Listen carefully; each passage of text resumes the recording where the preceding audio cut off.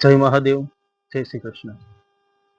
આપણા પાસે જે લક્ષ્મી છે એ લક્ષ્મીના સ્વરૂપ આમ તો અલગ અલગ રહેલા હોય છે.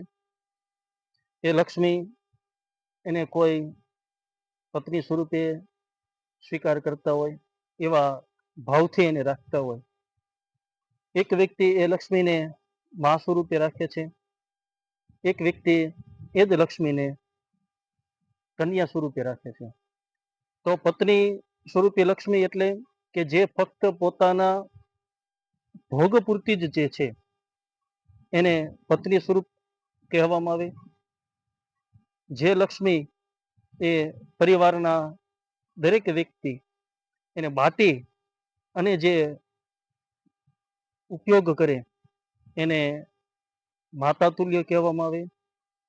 જે લક્ષ્મી દાન દેવામાં આવે, જેવી રીતે કન્યાનું દાન કરવામાં આવે છે, એવી રીતે જે લક્ષ્મીનું જે વ્યક્તિ હંમેશા દાન કરતો રહે છે તે કન્યા તુલ્ય કહેવામાં આવે છે.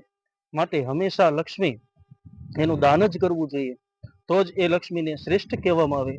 કાં તો એ લક્ષ્મીને માતા સ્વરૂપે રાખીએ તો સમસ્ત પરિવારની અંદર સર્વનું કલ્યાણ થાય. એવા ભાવથી એને જો ઉપયોગ કરવામાં આવે તો એ લક્ષ્મી એને મધ્યમ કહેવામાં આવે. અને જે પોતાના ઉપભોગ પૂરતી જ જેનો ઉપયોગ કરે છે એવી લક્ષ્મી એટલે એને પત્ની સ્વરૂપ કહેવામાં આવે. એ લક્ષ્મી એને રાક્ષસી કહેવામાં આવે છે. માટે હંમેશા લક્ષ્મીનો સદુપયોગ કરવો જોઈએ, યા તો પરિવાર યા તો જેને દાન કરી અને સમાજનું કલ્યાણ થાય, વિશ્વનું કલ્યાણ થાય, એવા હેતુથી એ લક્ષ્મીનો ઉપયોગ કરવો જોઈએ. જય શ્રી કૃષ્ણ.